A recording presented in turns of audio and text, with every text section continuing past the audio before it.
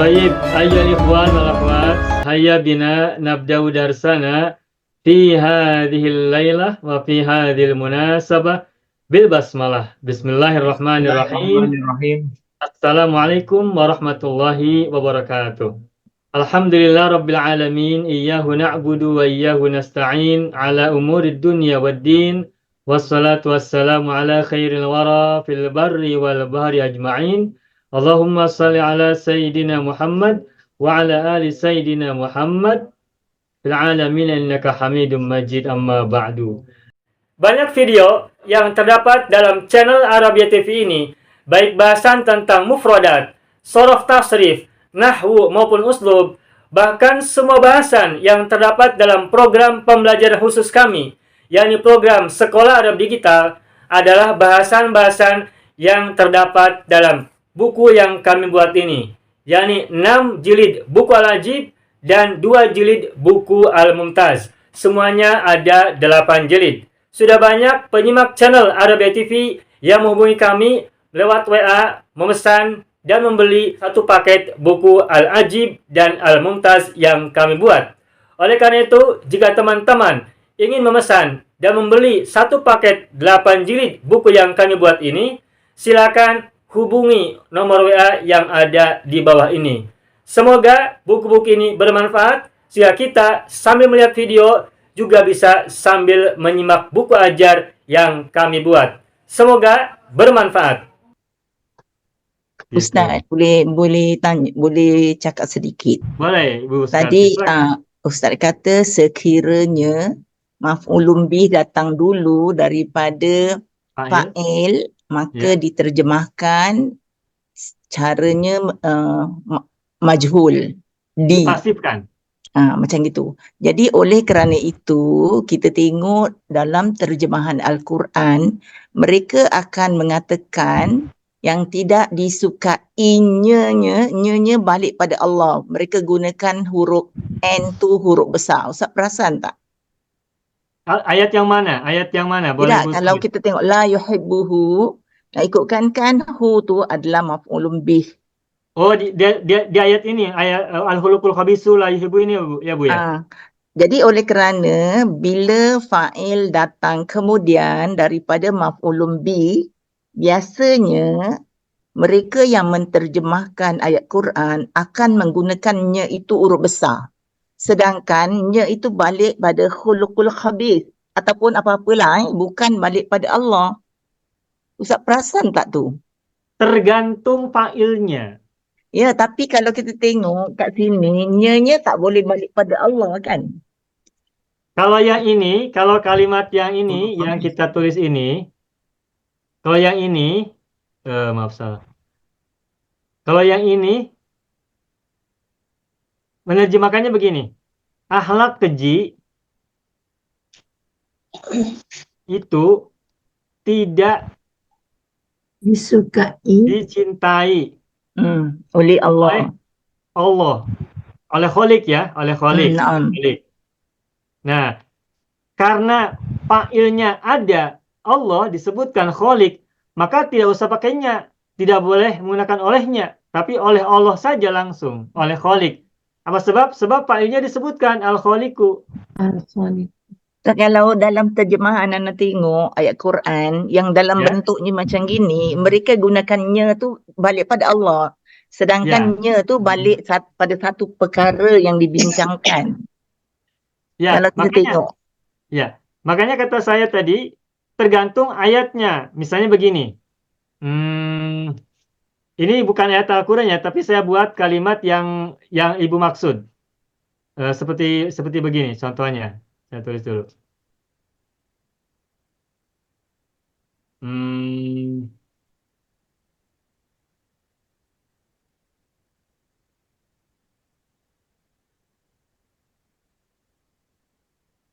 Amalun yuhibbuhullahu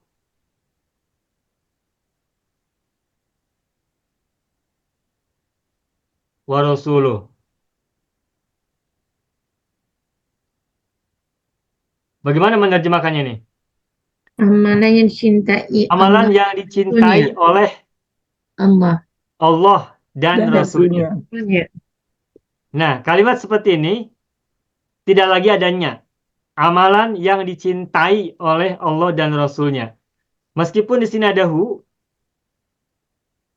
yang diterjemahkan dengannya, tetapi hu ini kembalinya kepada amalun, betul tidak? Betul. Pada amalan. Ya. Nah, Sebab amal Allah. itu kan bukan sesuatu yang maha, sehingga n-nya tidak usah ditulis besar, kapital, Bu, tidak. Tapi n kecil, n kecil. Sehingga amalan yang dicintai. Tetapi karena di sini fa'ilnya disebutkan Allahu, maka tidak usah adanya lagi. Cukup menerjemahkannya menjadi amalan yang dicintai oleh Allah dan Rasulnya. Ustaz, Ana faham dan Ana melihat apa yang Ustaz ajar, dia Ya, tepat dan mudah. Ana faham tu. ya, Tapi bila sebelum ini pun, bila Ana, katakan Ana kena check. Ana sebenarnya kena check newsletter. Jadi ya, Ana particular bila mereka gunakan yang sepatutnya nya tu N kecil, mereka gunakan huruf besar. Selalunya Ana akan betulkan Ustaz. Pasal kita faham. ya, Kalau dia ya. pakainya tu lagi terjemahannya, berarti dia tak boleh huruf besar. Tapi mereka gunakan huruf besar kerana dia menimbulkan masalah sebenarnya. Iya. Sebetulnya kenapa kalau kita tulis n-nya besar, sebab nya di sini maksudnya adalah kembali kepada Allah kan ya Ibu ya?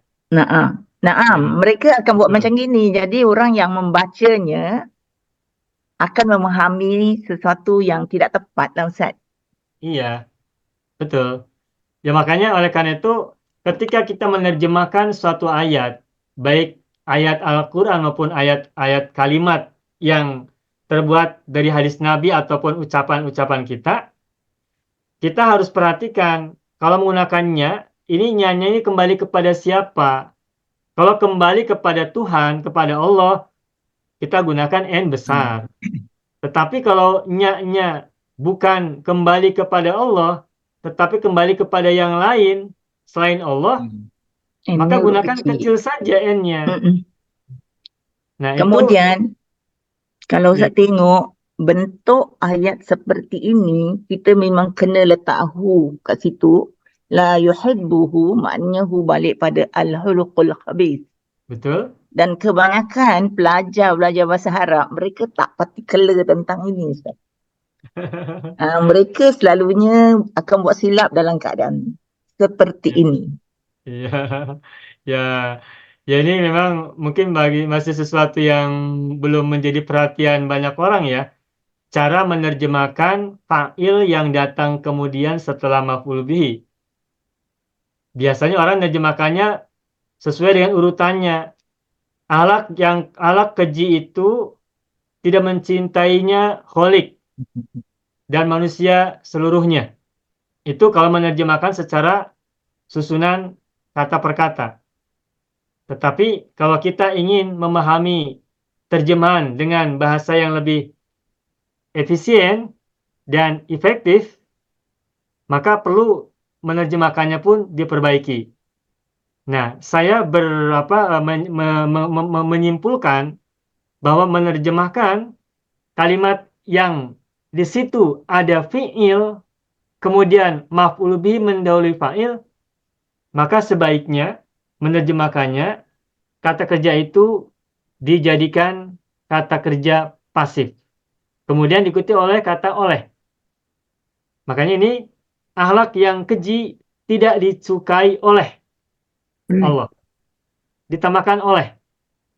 Sebagai contoh, mungkin saya perlu tambahkan ayat yang berbeda. Ayat itu maksudnya kalimat berbeda. Misalnya begini.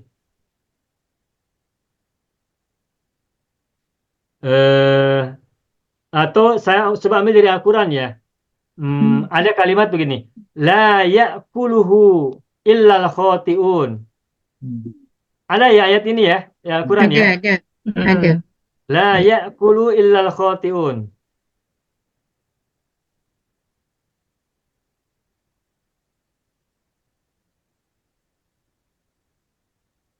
Ini sebelumnya ada kata yang lain, tapi saya lupa kata yang lainnya apa ya? Ini zakum kalau nggak salah Ustaz ya.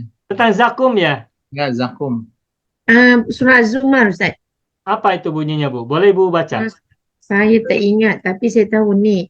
Tidak dia memakan selain daripada orang-orang salah tu makan buah zakum. Tapi saya tak ingat Ya. bentuk keseluruhannya. Az-zakum ya, boleh. Ini, Ya. Oke, ini anggap saja kalimatnya ini ya. Saya lupa, takut salah, tapi ini hanya untuk merujuk saja ya. Untuk domirnya kembali kemana gitu. Aidnya, kembalinya kemana. Az-zakum misalnya. Nah, la ya'kuluhu. La huruf nafi. Ya'kulu fil mudhari'. Hu ini kan domir mutasil. Melekat kepada fi'il, nempel pada fi'il. Berarti hu ini adalah maf'ul bihi, betul tidak? Ya. Oke, ini maf'ul bihi kan? Ya, Nah, ya'kulu fi'il. Mana fa'il dari ya'kulu? Al-khoti'una. Ya, ya. Al-khoti'una ini mustasna yang datang setelah fi'il. Dan fi'ilnya belum ada fa'ilnya. Maka mustasnanya ini menjadi fa'il dari ya'kulu. Nah, nanti menerjemahkannya bagaimana kalimat ini atau ayat ini? La ya'kuluhu illal khoti'una. Kalau menerjemahkannya secara letterlock atau secara kata per kata, susunan kata per kata, maka menerjemahkannya adalah tidak memakannya kecuali orang-orang bersalah. Ya. Begitu kan?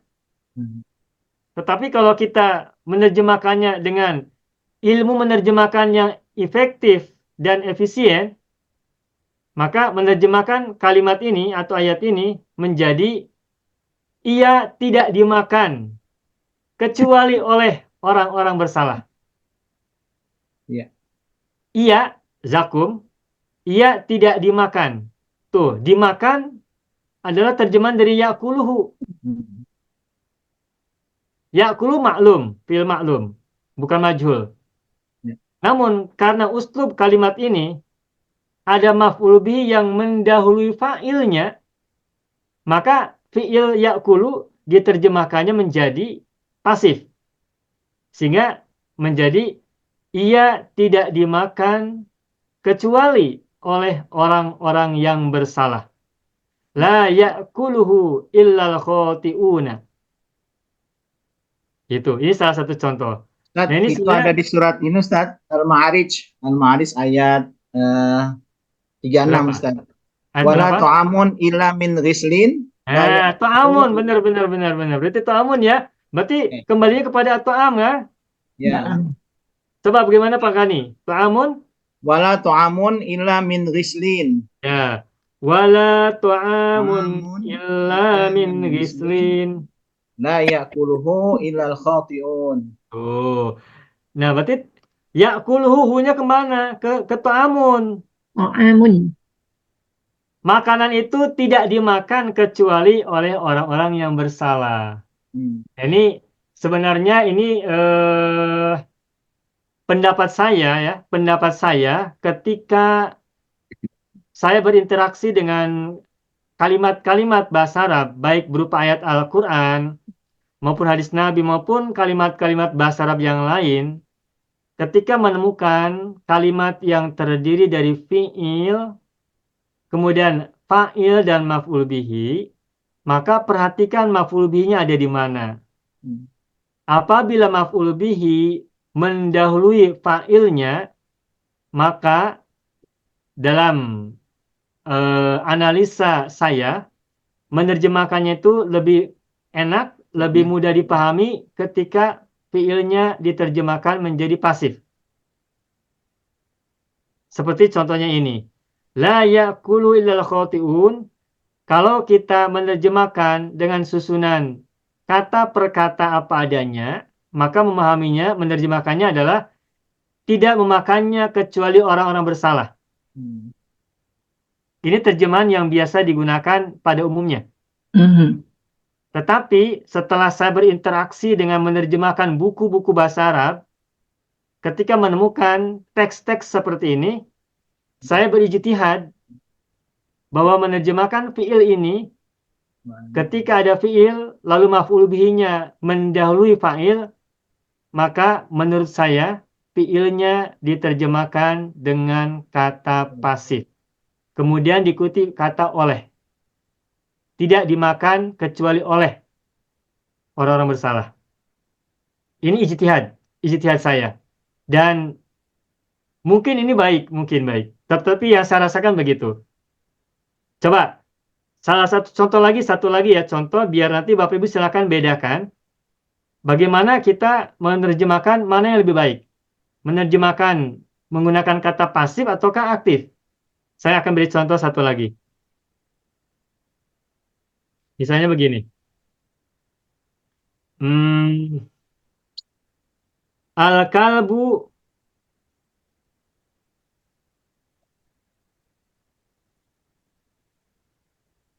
yadribuhu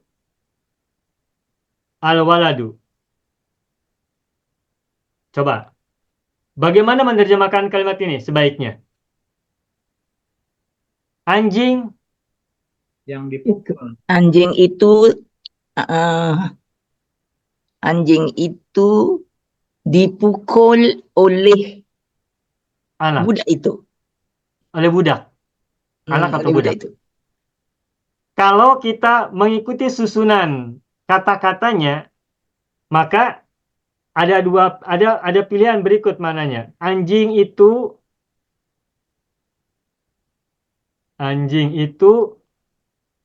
memukulnya anak. Memukulnya budak. Kalau di Singapura disebut budak ya, anak itu. Kalau di Indonesia Iya. anak. Ya. Anjing itu memukulnya budak.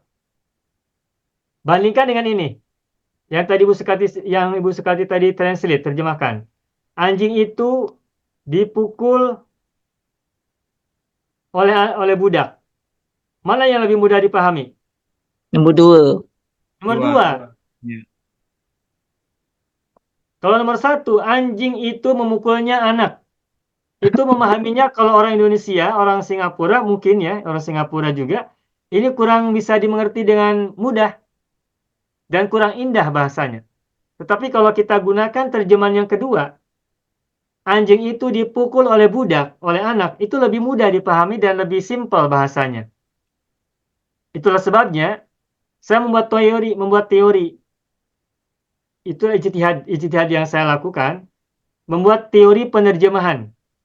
Fi'il maklum ketika maf'ul bihinya mendahului fa'ilnya. Apabila ada fi'il maklum, maf'ul bihinya mendahului fa'ilnya, maka fi'il maklum itu diterjemahkan dengan kata kerja pasif. Itu teori saya. Bismillahirrahmanirrahim. Assalamualaikum warahmatullahi wabarakatuh. Saya sangat berharap channel Arabia TV ini memberikan manfaat yang sebanyak-banyaknya, sebesar-besarnya, dan juga seluas-luasnya untuk semua kalangan. Namun saya juga paham, sebagian dari penyimak channel Arabia TV ini ada yang kemampuan berbahasa Arabnya masih dasar, bahkan sangat dasar. Sehingga sebagian video yang ada di channel ini tidak bisa dipahami dengan baik sebagaimana mereka yang sudah punya kemampuan dasar yang cukup bagus. Itulah sebabnya kami sudah membuat program namanya Program Sekolah Arab Digital yang kami singkat SAD. Program Sekolah Arab Digital adalah sebuah program pembelajaran bahasa Arab dari dasar hingga pintar, dari awal hingga lanjutan. Belajarnya secara bertahap, secara sistematis, mudah dipahami, mudah dicerna, dan juga mudah dipraktekkan, serta bertarget. Oleh karena itu, jika teman-teman ada yang ingin belajar bahasa Arab dari dasar hingga pintar, dari awal hingga lanjutan, secara bertahap, secara sistematis dan bertarget, mencakup mufradat, sorof, nahwu, uslub, dan yang lainnya, silakan bergabung dalam program Sekolah Arab Digital. Adapun informasinya, saya akan tampilkan tayangan berikut ini. Mau kuasai bahasa Arab? Gabung Sekolah Arab Digital. Sistematis, mudah, dan bertarget. Belajarnya dari awal hingga lanjutan. dari dasar hingga pintar, mufradat, shorof, nahwu, uslub, dan yang lainnya. Mendalam, mudah dipelajari, mudah dipahami, dan mudah dipraktekkan. Mau kuasai bahasa Arab? Gabung Sekolah Arab Digital. Mau kuasai bahasa Arab?